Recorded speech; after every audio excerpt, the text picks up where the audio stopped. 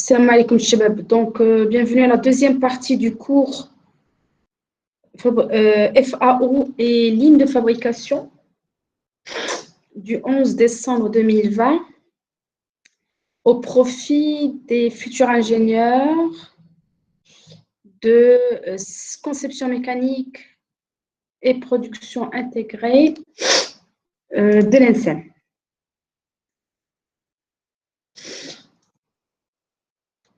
Voilà. Donc, je reviens à des rappels sur Katia. Donc, لقيتوني كان غادي نصوب الباوربوينت ديالكم au fur et à mesure. Donc, لقيتوني جالسة كنعمل. Voilà. Donc, le petit rappel, c'est que les ateliers de base de Katia, moi, esquisse, part design, drafting, assembly, et vous avez aussi ce generative shape design. HEDA permet de créer des surfaces complexes. Et cet aspect de surface complexe, qu'on appelle des surfaces gauches, dans l'industrie automobile, ça s'appelle des surfaces de classe A. Et un des points forts de Katia. Donc, il fut un temps, ça a duré 11 سنين, où j'ai enseigné aux arts et métiers de MCNES, j'avais enseigné ce cours que je trouvais passionnant, qui s'appelle les courbes et surfaces pour la CFAO. Donc, les surfaces de Bézier, les surfaces, les splines, les Bézier splines, etc. Donc, c'est très, très, très intéressant. Normalement, si vous faites une petite recherche Internet, parce que j'ai perdu, ça fait longtemps. Donc, si je cherche Safia Lamrani et que je fais courbe et surface, je ne sais pas si j'ai encore la chance de retrouver mon cours.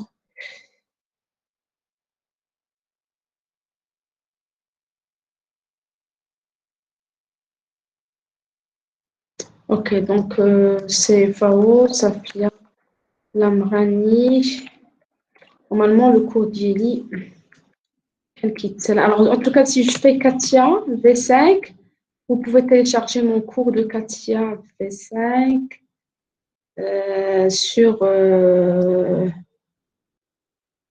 sur Scripté. Je ne sais pas si vous connaissez Scripté. Je l'avais déposé il y a un siècle. Voilà, je l'avais dépassé très très longtemps. Donc le cours d'Yeli, vous pouvez le télécharger. Parce que je l'ai perdu tout simplement. Mais vous pouvez. Elle a fait des exercices d'Yel Katia qui sont intéressants. C'est gratuit. Donc, voilà. Et j'avais aussi mon cours de surface, mais je l'ai perdu. Donc,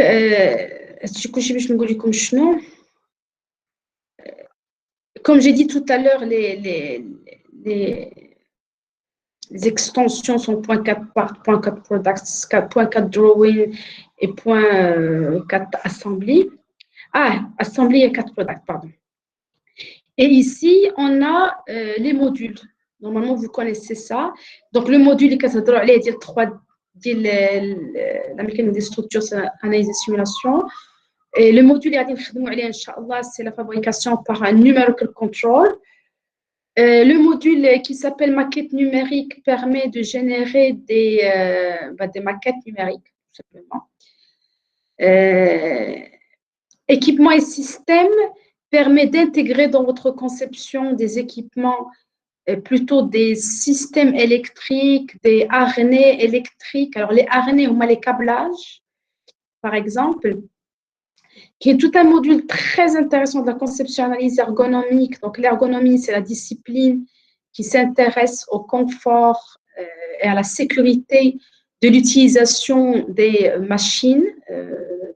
Donc, l'ergonomie industrielle est un cours que j'enseigne en 3e année génie industriel. Et d'ailleurs, vous pouvez le trouver, je l'ai déposé sur ma chaîne YouTube. Donc, si ça vous intéresse, sur ma chaîne YouTube, d'ailleurs, parce que je viens de le faire, je viens de déposer une partie du cours d'ergonomie industrielle. Donc, ces bases de l'ergonomie industrielle, on les retrouve, voilà. Donc, vous avez ici le cours de l'ergonomie industrielle pour la 3e année, Gilles. Donc, les concepts-là, on les retrouve qui sont déjà programmés dans le module ergonomie d'Elkatia. Alors, le cœur, bien sûr, c'est la conception mécanique. C'est une interface très ancienne. Hein. C'est une interface très ancienne. Ça doit être Katia V5 R11.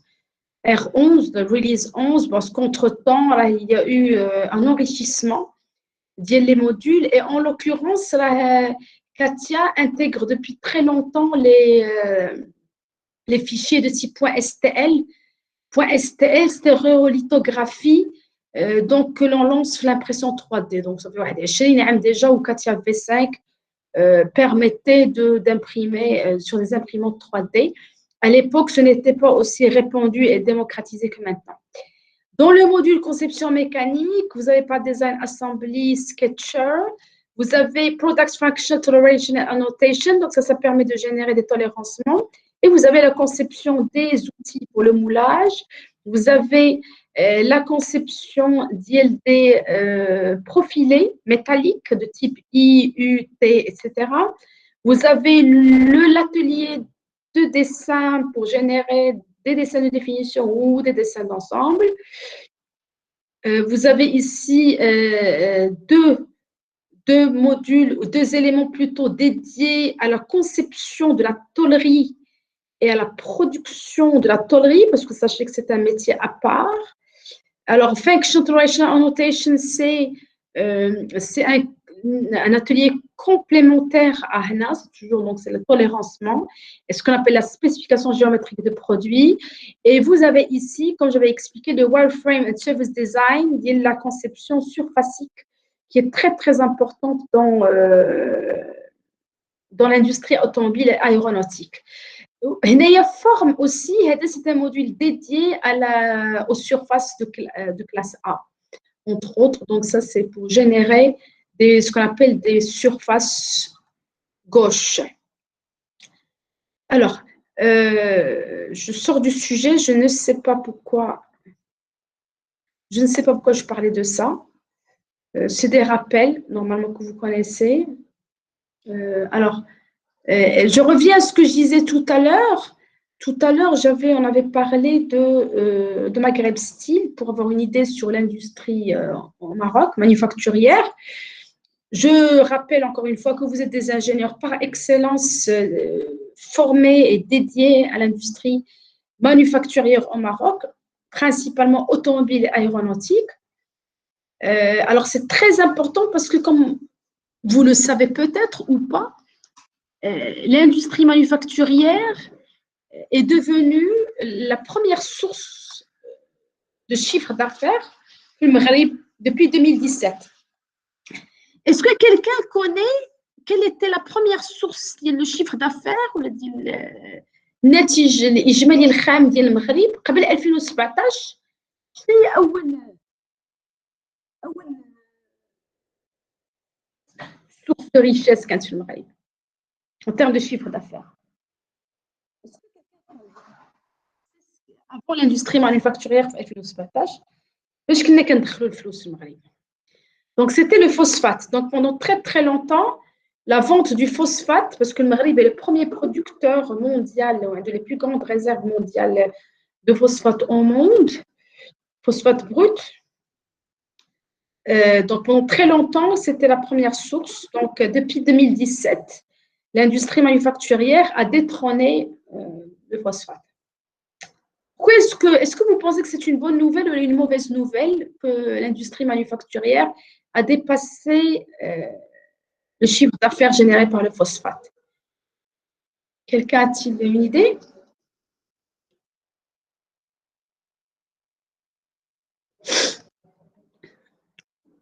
Je suis impressionnée par la réactivité et l'ambiance folle qu'il y a dans cette classe. Donc, je vais continuer à parler avec moi-même. Donc, c'est une très bonne nouvelle parce que nous sommes passés de l'état d'un pays qui compte sur ses ressources naturelles pour apporter la richesse au pays. Et ça, c'est bien, mais ça présente l'inconvénient de consommation de matières premières qui sont des ressources consommables non renouvelables. Je m'excuse, j'ai un cours, mademoiselle. Donc, donc ça, c'était mauvais. Quand vous comptez sur votre matière première, sans qu'il y ait un travail de transformation derrière, ou d'ingénierie derrière, ou de production derrière, c'est un problème. Par contre, l'industrie manufacturière, vous vendez le travail humain.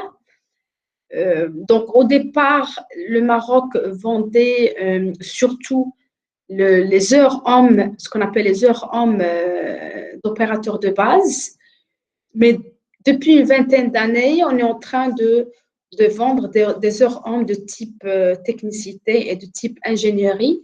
Et ça, c'est très, très bien parce que le travail humain et la compétence humaine est une ressource renouvelable et donc on ne consomme pas une ressource naturelle. D'après un des chiffres que j'ai vus récemment, le Maroc est actuellement le seul pays en Afrique dont la première source de richesse, il y a l'industrie manufacturière et non pas la ressource naturelle. Bon, c'est une petite parenthèse génie industriel logistique, c'est une déformation chez moi, professionnelle. Ça vous intéresse puisque vous faites de la production intégrée. L'autre point intéressant, donc pour revenir à Maghreb Steel et au fait que ça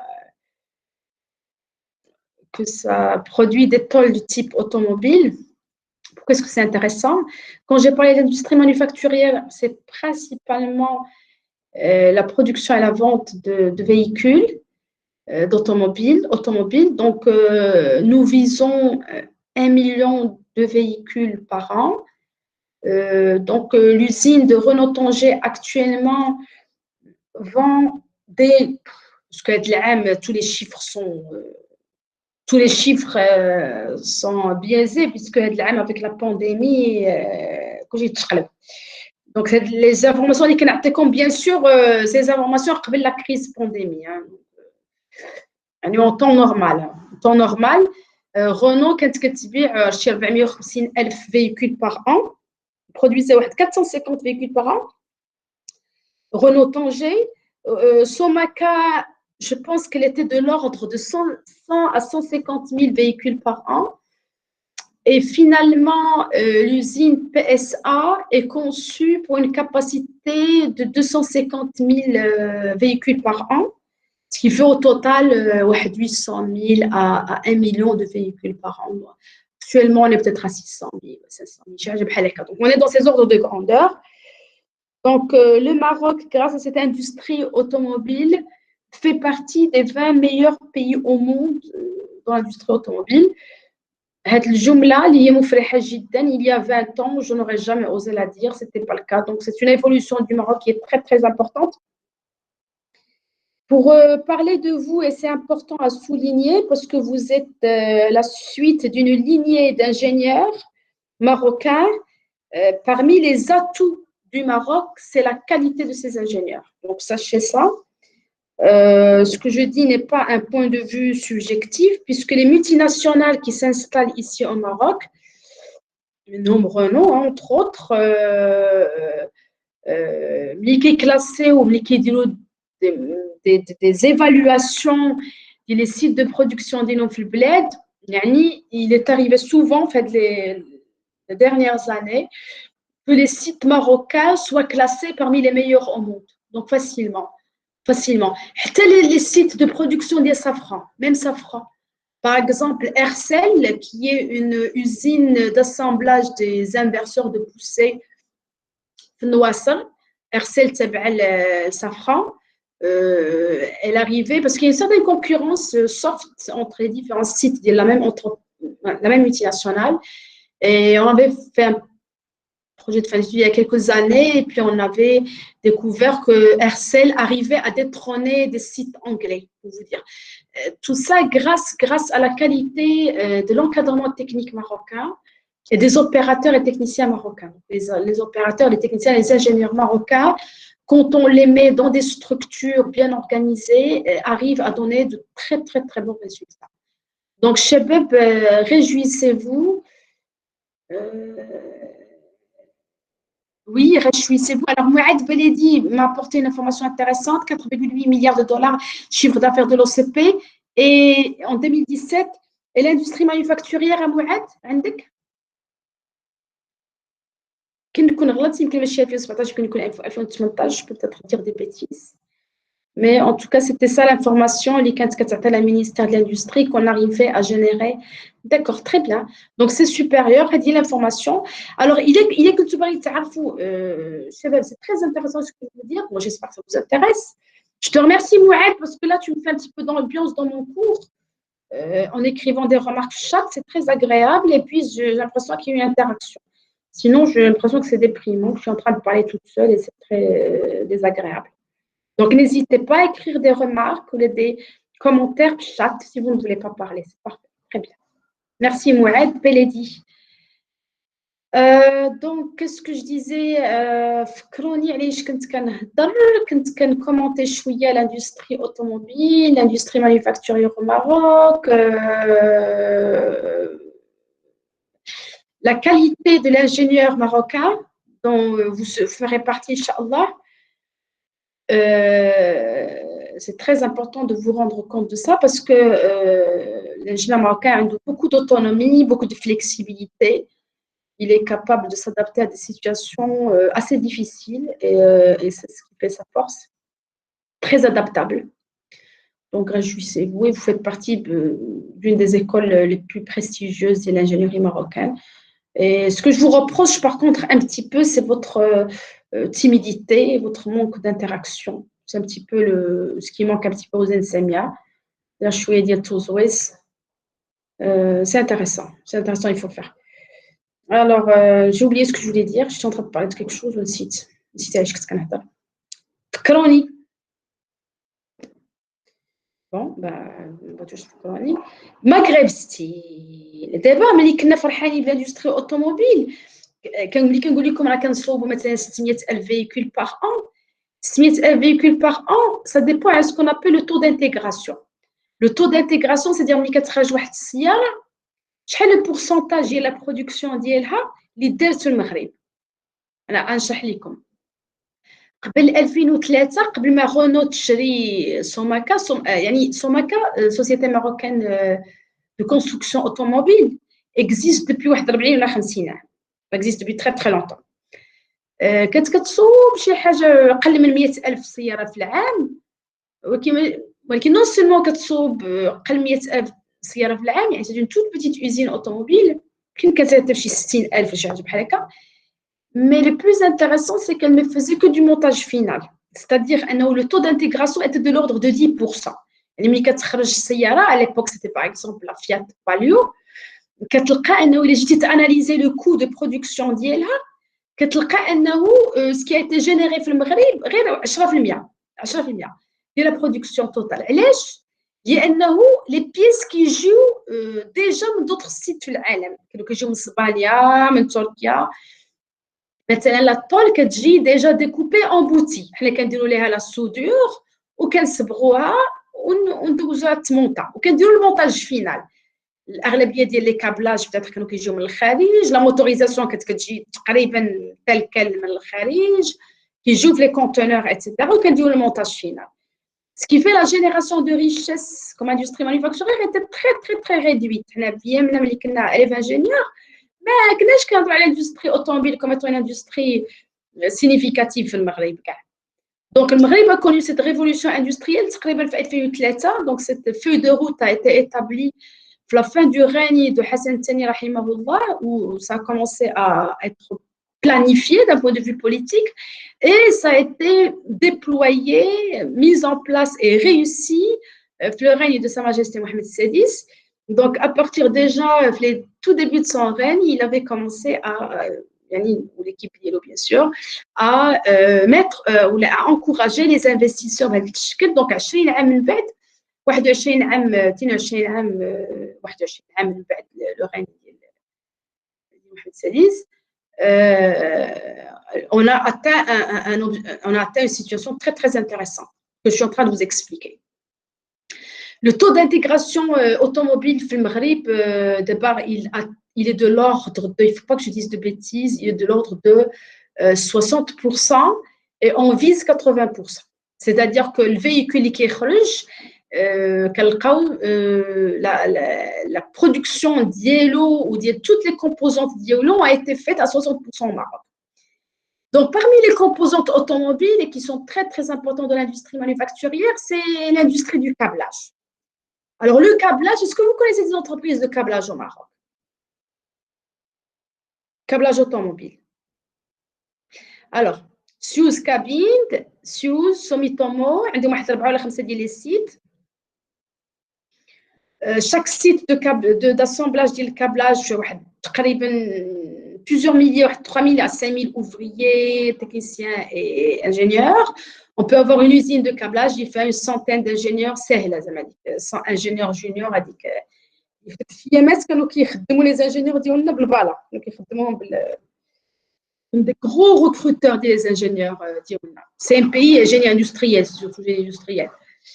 Parce que c'est surtout l'aspect composante main-d'œuvre, où les ingénieurs industriels, justement, c'est un peu la différence par rapport à la CMPI, sont très, très adaptés aux industries à forte composante de main-d'œuvre.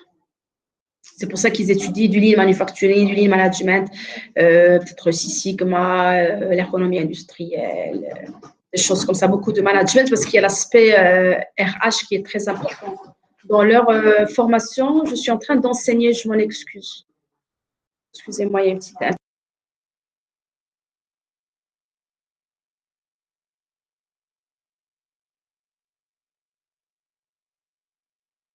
Donc, je continue chez Beb.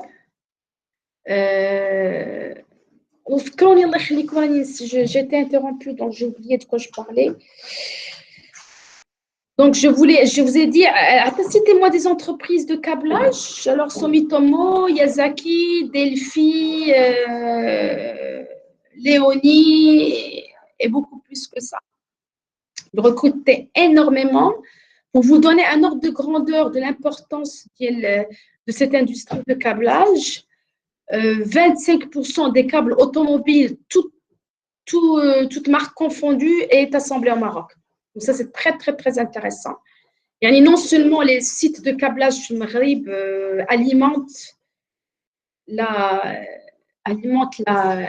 bien sûr les usines automobiles au Maroc, les Renault et PSA, mais alimentent à 25%, ce qui est énorme, l'industrie automobile européenne.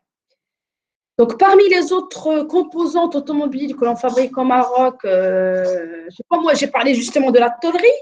Et ça, c'était très intéressant. C'était une grande avancée de l'industrie marocaine parce qu'il fut un temps où on était obligé, ça ne fait pas très longtemps, c'est moins de 5 ans, si mes souvenirs sont bons, où on était obligé d'importer les tôles de type de classe automobile من الخارج. Et ça pose un problème d'autonomie de la construction automobile du Maghreb, c'est-à-dire que nous étions dépendants de fournisseurs externes, surtout les Turcs. Les Turcs, ils sont excellents dans la métallurgie, ils sont vraiment oubliés sur la métallurgie. Mais ça posait un problème même politique parce qu'il est بغيت تخاصمنا معاهم شي شويه ولا تخاصمنا مع لي فورنيسور شي شويه يمكن يطلعوا لنا الثمن دونك يمكن يخربوا لنا لاندستري اوتوموبيل ولا يقطعوا لنا l'approvisionnement. Donc ça c'était très dangereux pour l'industrie automobile. Donc quand Maghreb Steel est arrivé à fournir la tôle de type automobile, on est devenu beaucoup plus indépendant et autonome, et ça c'est une évolution qui est très importante.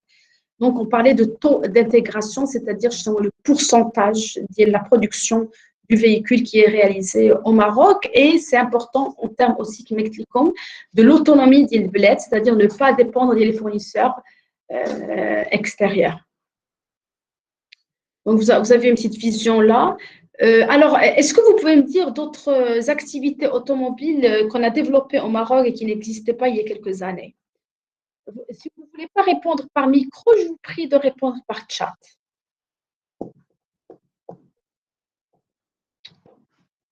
واش كاين معايا شي واحد ولا كنهضر مع راسي كنهضر مع الحيوط؟ Il y a une activité qui est très importante dans l'industrie automobile où l'intuma au cœur ديالها هي ce qu'on appelle le bureau d'études, tout simplement. C'est-à-dire l'ingénierie, bureau d'études, n'existait pas de manière importante. L'installation d'Altran, qui est un géant mondial dans l'ingénierie automobile, et qui s'est installé, si mes souvenirs sont bons, aux alentours de 2013. Donc, en fait, c'est un avancement de notre autonomie, dit le bled. C'est-à-dire qu'on est devenu des prestataires de l'ingénierie, ce qui est une activité à forte valeur ajoutée. C'est-à-dire que une heure homme dit le travail d'un ingénieur que vous serez a peut-être 10 fois, 100 fois plus de valeur en termes financiers que le travail d'un opérateur de base. Donc, on arrive à générer des chiffres d'affaires qui sont beaucoup plus intéressants grâce à votre compétence. Donc, je suis en train de vous expliquer que vous êtes la ressource qui, normalement, est là pour apporter un enrichissement à l'bled. Donc, l'activité bureau d'études est à forte valeur ajoutée. J'ai parlé d'Altran, mais il faut savoir aussi que PSA a apporté aussi son bureau d'études. Et d'ailleurs, il a créé Kazaniel Shore, à côté de Altran. Safran, par exemple, là, je parle de l'industrie aéronautique, il y a un bureau d'études. Donc, il y a ce dynamique qui est très intéressant pour les ingénieurs mécaniciens que vous êtes. Il y a aussi, je répète, la seule Naoufel Hamza قاعد تقلق علينا قاعد ناقص هذه القرايه. Donc qu'est-ce que je disais, je ne sais plus ce que je disais. Bon, très bien. Donc je vois que ce sujet ne vous intéresse pas outre mesure. Donc je ferme cette introduction importante sur l'industrie manufacturière du Maroc. Et donc quand je parle de l'industrie manufacturière, on parle du concept de ligne de production. Alors, qu'est-ce que ça veut dire une ligne de production déjà? Il faudra que je fasse une petite introduction des lignes de production. Et là, je vais revenir à un de mes cours introductifs d'il y a la deuxième année génie industriel, dans lequel introduction, typologie, voilà, donc les deux slides. Donc, il y a le chapitre qui s'appelle aménagement des systèmes manufacturiers. Et j'insiste beaucoup sur le slide ici. Voilà. Alors, ce slide, qu'est-ce qu'il représente? Il représente les différents types d'aménagement d'un atelier de production manufacturière. Selon deux critères importants mais contradictoires. C'est-à-dire que normalement, plus on veut augmenter la productivité d'un atelier ou d'un système manufacturier, plus on perd en termes de flexibilité produit, dite aussi variabilité produit. Donc, la flexibilité produit, c'est la capacité de l'atelier à produire des produits, des références différentes et une large variété de pièces. La productivité, la capacité de l'atelier à fabriquer un grand nombre de pièces. Donc là, on retrouve ici ce qu'on appelle l'aménagement linéaire, qui est très adapté à la production de produits de grande consommation. Alors, les véhicules automobiles est concerné comme étant des produits de grande consommation. Donc, on adopte l'aménagement linéaire dans l'industrie automobile, surtout dans les lignes de montage finales. À l'extrême peut-être, le type d'aménagement qui a un minimum de production et un minimum de variabilité, c'est un type d'aménagement très particulier. Ça s'appelle aménagement poste fixe ou stationnaire. Il est valable pour les produits de grande consommation, de grande taille ou de grand volume qui ne peut pas se déplacer à l'intérieur de l'atelier. Et donc, on a aussi un type d'aménagement qui s'appelle de base, qui s'appelle l'aménagement en section homogène. En section homogène ou bien en fonctionnel ou bien aménagement de type procédé. L'idée ici, c'est de regrouper les machines de production par type d'opération. Donc, le cours de gestion de production, vous ne l'avez pas encore étudié, vous allez le commencer d'ici peu, mais normalement, le professeur de gestion de production va vous parler de ces concepts-là et il va vous dire que les aménagements de type section homogène, c'est ce qu'on appelle de gestion de production de type job shop. Job shop, c'est-à-dire des ateliers organisés par métier. Et à l'inverse, on parle d'ateliers de type, avec une gestion de production de type flow shop, c'est-à-dire des ateliers aménagés et gérés selon le flux du produit. Et là, les postes stationnaires ou fixes, donc c'est une gestion de type gestion de projet. Donc, juste pour donner quelques heads, ici, vous voyez une usine de montage final de Boeing. Donc, ça, c'est un aménagement de l'atelier de type post-fixe. Post-fixe, stationnaire. Et là, tout simplement parce que le produit est de grande dimension et donc difficilement transportable dans l'usine. Donc, c'est le cas des avions, locomotives de train, machines spéciales lourdes, etc. Voilà, donc un autre exemple, un atelier manufacturier. Alors, malheureusement, au Maghreb, nous n'avons aucune usine, aucun atelier qui fabrique ou qui fait le montage final des avions. Par contre, nous avons une très, très belle industrie aéronautique. Malheureusement, dans le cadre de cette crise du Covid, l'industrie aéronautique mondiale a connu un très, très grand choc. Et elle a perdu énormément de chiffre d'affaires. Mais ça, c'est un autre sujet. Alors ici, vous avez une schématisation d'un atelier simple de type organisé en sections homogènes par procédé. Donc, vous avez compris le principe. Le principe, c'est d'organiser ou d'aménager ou de regrouper les machines par type d'opération. Donc, ça permet un maximum de variabilité de pièces, mais un minimum de productivité. Alors, ça, c'est le type d'aménagement quand on a un atelier de maintenance, par exemple, de l'OCP ou de l'Managem ou de l'ONCF, où on n'a pas un flux particulier. Donc, d'autres images. Et puis, nous avons l'aménagement linéaire. Alors là, j'ai mis l'image, la photo d'une ligne de montage final. Donc ici, ça, c'est le montage final qui est principalement manuel. Et là, vous avez dans l'atelier de soudure des robots qui réalisent la soudure, l'assemblage, qui est les pièces de tôlerie et de la carrosserie. D'accord. Donc, et puis on a un autre type, et ça, c'est l'objet d'un autre cours génie industriel qui s'appelle l'aménagement d'atelier, système de production. Donc, c'est ce qu'on appelle l'aménagement cellulaire. Je ne sais pas si j'ai… là, on a des exemples de ce qu'on appelle des flexible manufacturing systems.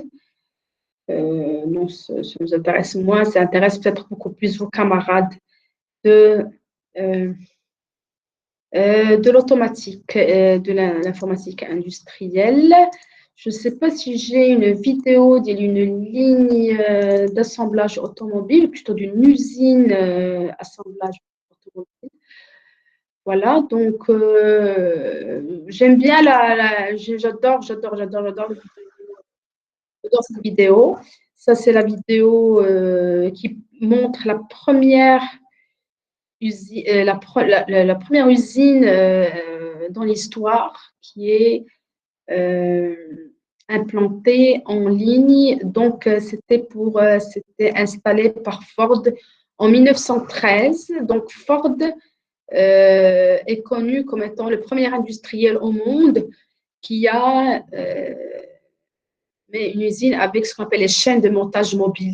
Alors, les chaînes de montage mobile, c'est-à-dire l'utilisation des convoyeurs, et il a mis en pratique le concept de taylorisme. Donc, on parle historiquement du taylorisme Fordisme.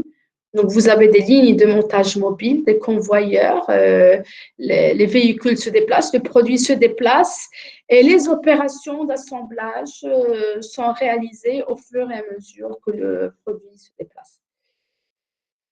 Donc, cette organisation en ligne avait réalisé une révolution dans l'industrie américaine, puisque ça a permis de réduire le coût de production d'un véhicule à peu près de 10 fois, d'une dizaine de fois, et donc de fabriquer des véhicules, un très, très grand nombre qui était impossible précédemment.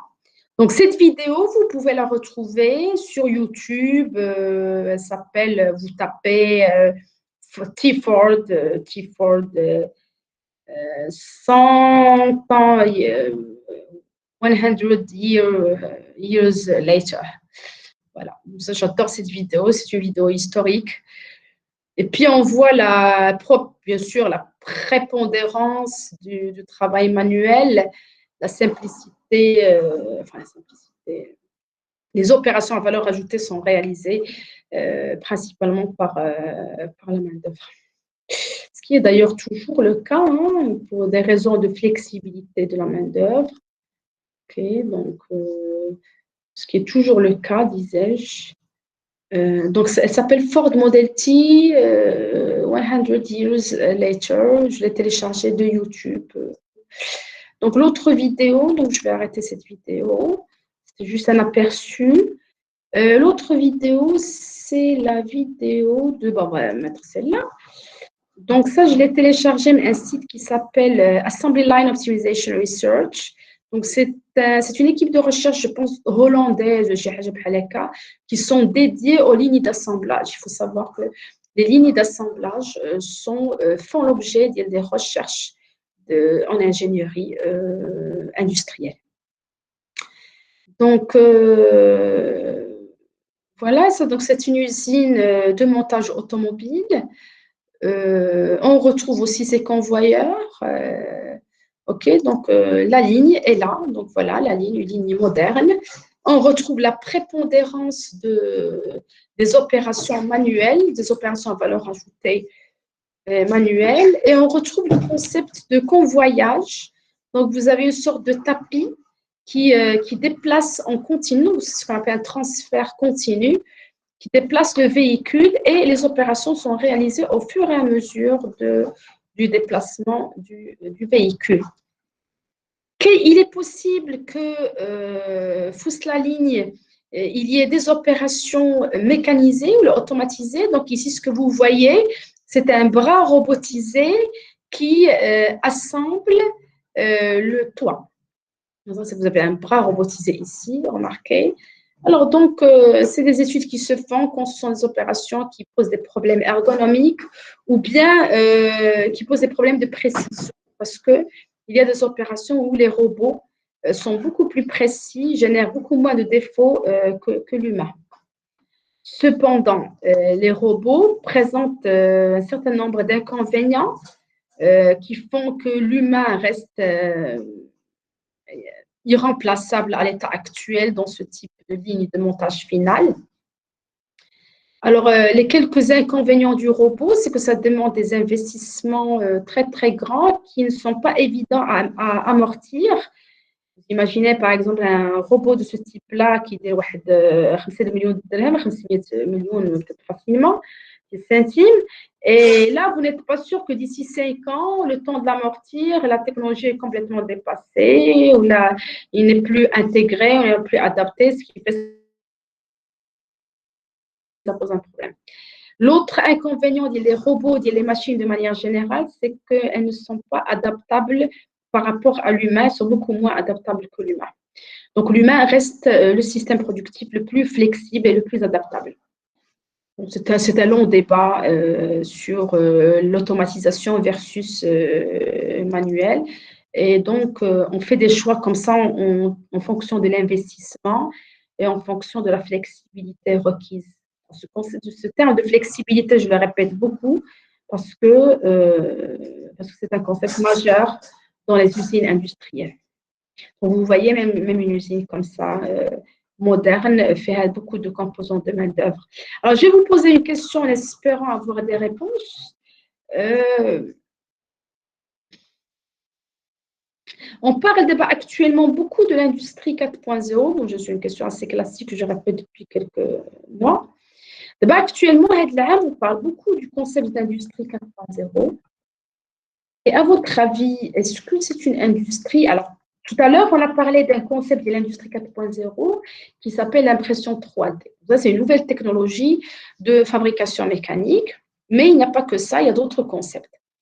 Alors, dites-moi, est-ce qu'à votre avis, dans le cadre de l'industrie 4.0, il y aura une tendance de remplacer l'humain par des machines ou des robots dans les industries? Qu'est-ce que vous en pensez? Est-ce que vous avez une réflexion sur ça? Et je donne l'exemple des usines de montage automobile. Est-ce que c'est une question à Chebab? Est-ce que, à votre avis, l'industrie 4.0, il s'agira de remplacer entièrement les opérateurs humains? D'accord? Donc, comme toujours, je parle avec ma tête. Donc, non. L'issue flexibilité se posera toujours. Donc, dans les industries, alors je parle de Renault parce que c'est la plus grande usine au Maroc, c'est l'usine phare. Renault a commencé il y a 2 ou 3 ans déjà ce grand mouvement vers l'industrie 4.0, mais dans l'atelier de montage final, l'industrie 4.0 se base surtout sur ce qu'on appelle la digitalisation. Alors, qu'est-ce que c'est la digitalisation? Est-ce que quelqu'un parmi vous sait ce que ça veut dire, la digitalisation dans une usine de ce type? Quelqu'un a-t-il une idée? La musique que je suis en train de vous montrer ici. Donc, vous voyez, c'est du montage manuel. Ça peut être plusieurs dizaines de postes de travail, ça peut être plusieurs centaines d'ouvriers. À votre avis, la digitalisation, où est-ce qu'elle intervient? Sachant que ce n'est pas forcément des opérations à valeur ajoutée qui vont être réalisées par des machines. Est-ce que vous avez une idée sur en quoi la digitalisation va apporter un plus l'industrie automobile?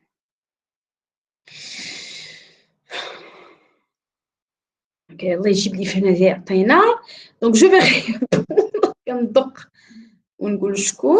Donc, je vais répondre. La digitalisation va apporter un très grand avantage dans la gestion de l'information à l'intérieur de l'usine. Donc, les usines comme ça ont une très grande problématique le flux d'informations. Maintenant, les modes opératoires, les ordres de fabrication, les caractéristiques techniques des pièces à assembler, etc. La richesse, alors classiquement, ces informations-là poussent l'atelier, circulent sur des supports papier. Donc, il y a beaucoup de retard, il y a beaucoup d'erreurs à cause de ça.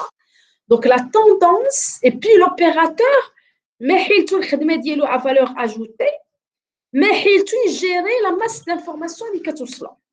Donc, la grande tendance, c'est que chaque opérateur aura un équipement du type smart tablette et toute l'information pertinente, tout slow, sur sa tablette. Donc, voilà, donc c'est une question, la digitalisation, c'est l'informatisation, la numérisation du flux d'informations à l'intérieur des ateliers. Et ça, c'est très, très, très, très puissant Donc, c'est une grande vague, ça, c'est la grande vague الأخيرة.